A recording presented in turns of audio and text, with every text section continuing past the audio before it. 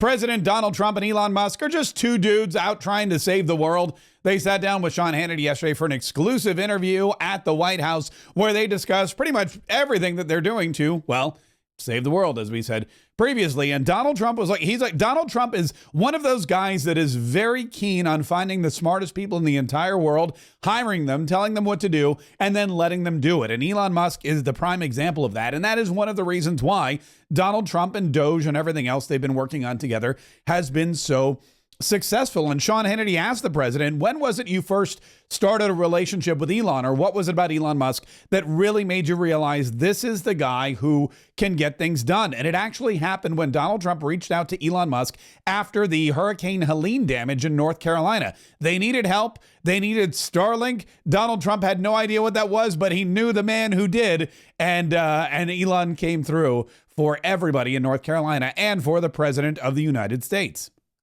Well, I respect him. I've always respected him.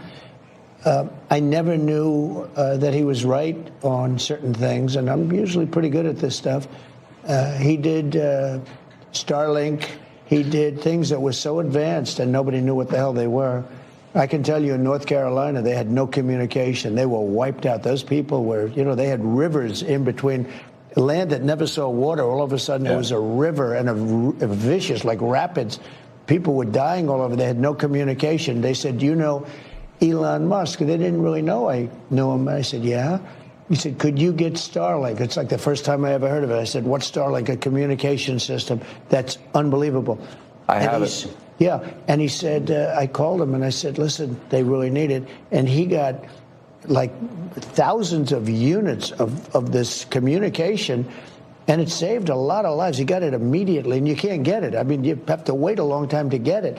But he got it to him immediately, and I said, that's pretty amazing, and I didn't even know he had it. Yeah, not only that, but he's put Elon Musk in charge of multiple different things, not just the Doge operations, not just making sure that the waste and fraud and abuse is rooted out of the government, not just making sure that we're running efficiently and saving taxpayers billions, maybe even $1 trillion when we're all said and done. Sure, that's happening at a record pace, I might add. But also, there's astronauts stranded in space, and Donald Trump goes, astronauts stranded, space. This sounds like a job for Elon Musk. And so Elon Musk is planning to go to space, maybe not him specifically, to rescue the astronauts that have been abandoned by their government. At the president's request or instruction, we are accelerating the return of the astronauts, which was postponed kind of to a ridiculous degree. They got left in space. They've been there. They were supposed to be there 8 days. They're there almost 300. Biden. They were yes, they were left up there for political reasons, which is not good. Okay, it's not good.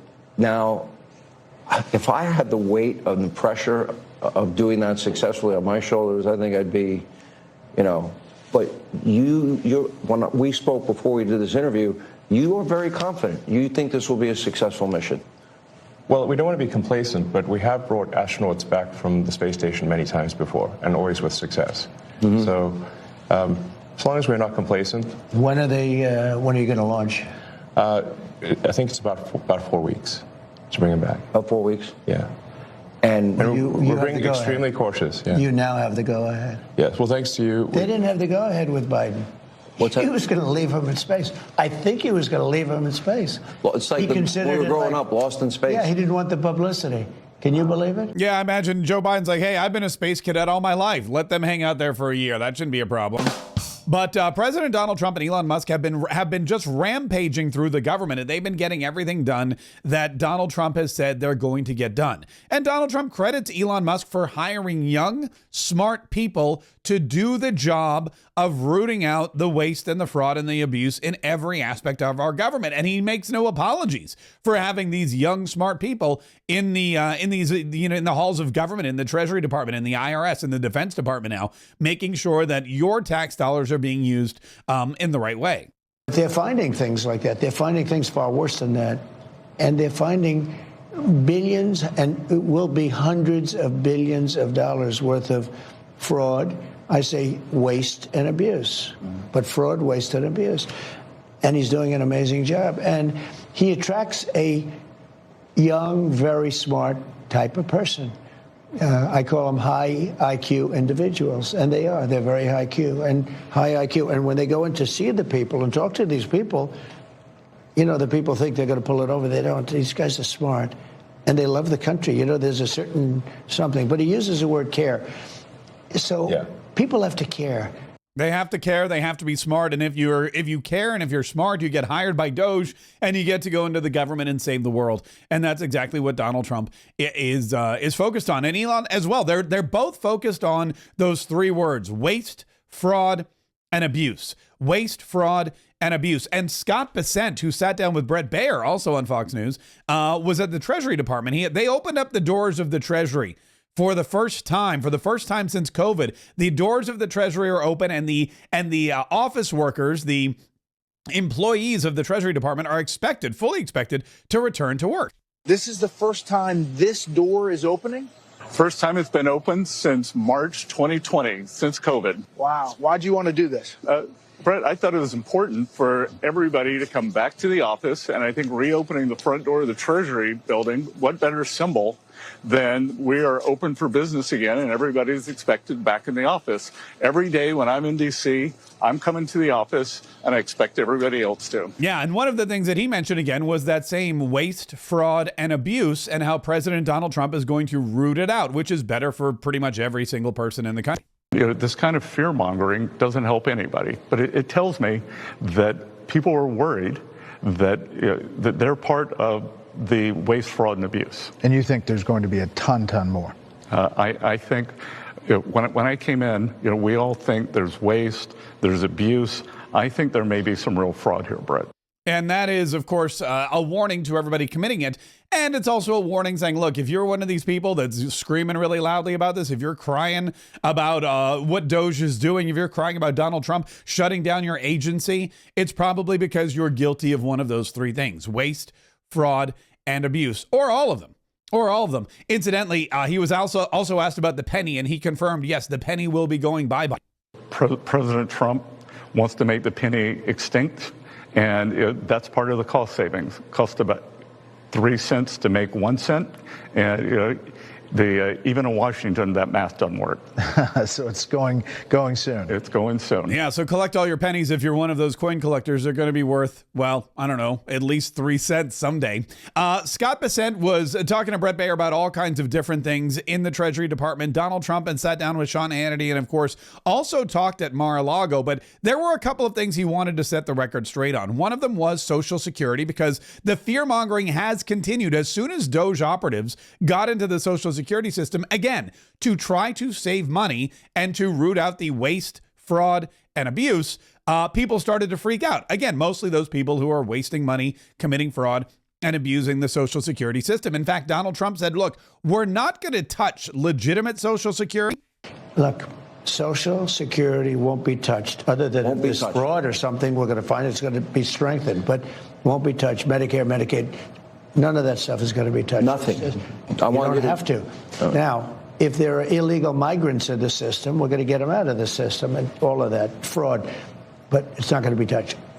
But the most important thing to remember is there is a massive amount of fraud in the Social Security Department. And that is something that we've seen with lists of people who are on the rolls well past the longest, the regular human, I guess you would say, life expectancy. People who are 100, 120, 150, even 300 years old who are collecting Social Security.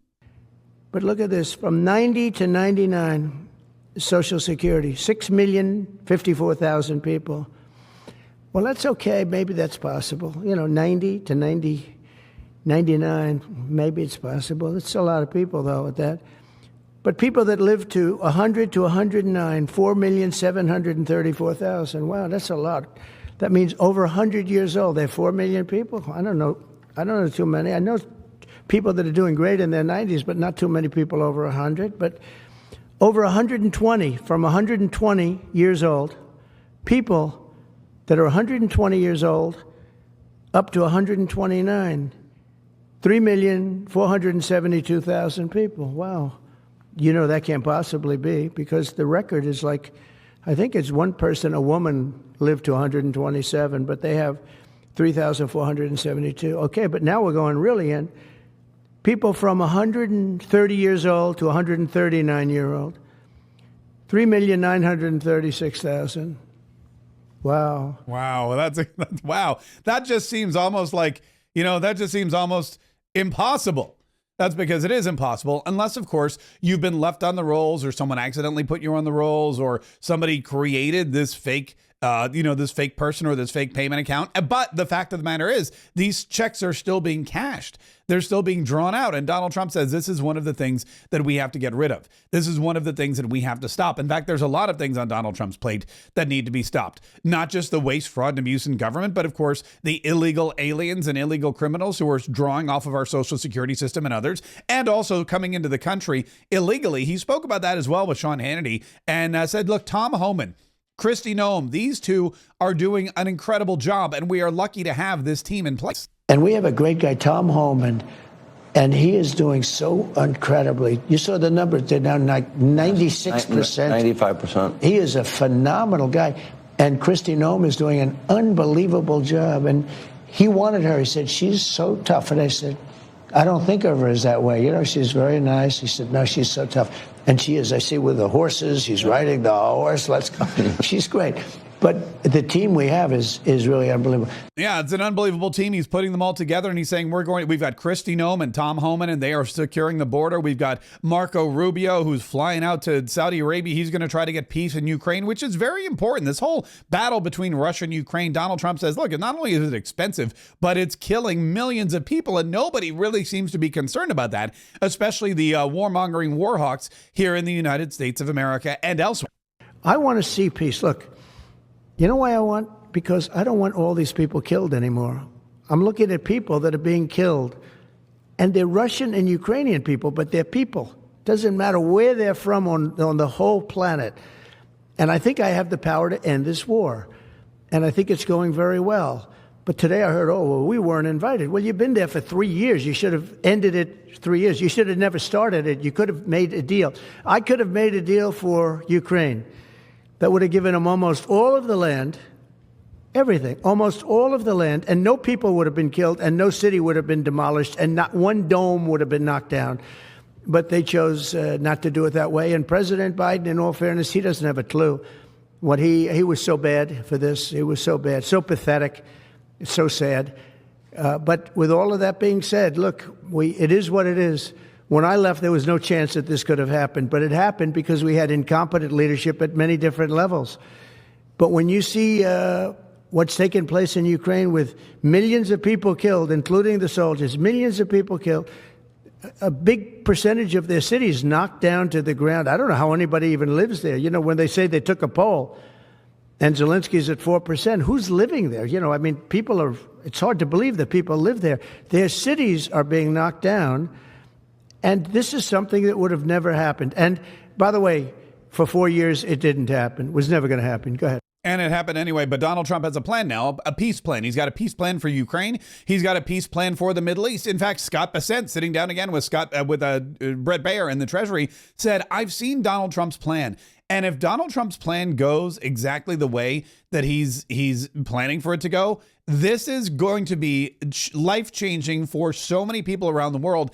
And Donald Trump should earn the Nobel Peace Prize for it. Are you optimistic that there is going to be an end game here, that the negotiation works? Look, the plan that I've seen that President Trump has, I think he could win the Nobel Peace Prize for this. If it were fairly awarded, I think in a year he should get it, from what I've seen. If it were fairly awarded being the key statement that Scott Bessent made, and we all know because of Donald Trump's past efforts in the Middle East and the fact that he was overlooked for the Nobel Peace Prize, we are pretty sure that it is not fairly awarded. But look, speaking of fairness, the AP is still crying foul because they've been locked out of the White House press briefing room, and they've been locked out of the White House press briefing room because they lying. They're reporting fake news, and they're mad that they reported fake news, and Donald Trump told them, until you stop reporting fake news, you're not allowed in here. And that fake news that they're reporting is that they refuse to admit, or they refuse to refer to the Gulf of America as such. They continue to refer to it as the Gulf of Mexico. And Donald Trump said, I clearly put forward an executive order The Department of the Interior has changed the name officially to the Gulf of America. The Department of the Interior has changed the maps. The Google Maps application, the Apple Maps application, both of them show clearly the Gulf of America. Yet the AP seems like they know better and they refuse to do so. And Donald Trump said, until you can report the truth, until you can report honestly, until you can use facts and not fiction and try to portray it as the truth when you know that it's not. Well, I do think that some of the phrases that they want to use are ridiculous. And I think, frankly, they become obsolete, especially in the last 3 weeks, because many things have happened in the last 3 weeks. And I didn't know about that, but I would say that if they want to use certain phrases like that, and I guess some are okay, but many aren't. But the Associated Press just refuses to go with what the law is and what is taking place. It's called the Gulf of America now. It's not called the Gulf of Mexico any longer. I have the right to do it, just like we have the right to do Mount McKinley, and nobody's even challenging that. But only the essentially, it's primarily the Associated Press, and I don't know what they're doing, but I just say that we're going to keep them out until such time as they agree that it's the Gulf of America. We're very proud of this country, and we want it to be the Gulf of America. Now, the Associated Press, as you know, has been very, very wrong on the election, on Trump and the treatment of Trump, and other things having to do with Trump and Republicans and conservatives.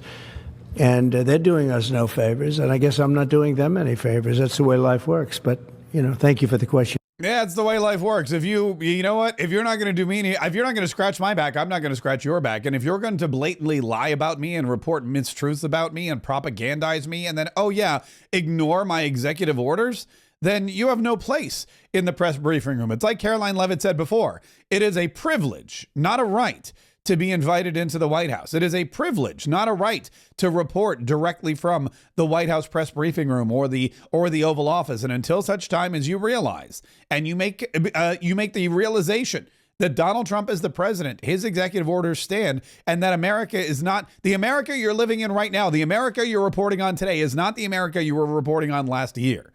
Things have changed rapidly. They will continue to change rapidly. You too need to change your outlook rapidly. And if you don't, well, have fun reporting from outside in the cold on Pennsylvania Avenue. There is so much more that we have to cover today because there's constantly something going on. With Donald Trump as president, it is constant action. It is never a dull moment. And today will be no different. There's going to be so much more that we do need to discuss. And we will be discussing it later today on my second daily podcast, every day at noon. Mark Kaye Saves the Republic. If you want to hear us live at noon, you can do so on YouTube or Rumble or any of our streaming platforms. If you want to download the podcast, go to iTunes, go to Spotify, wherever you get your podcast.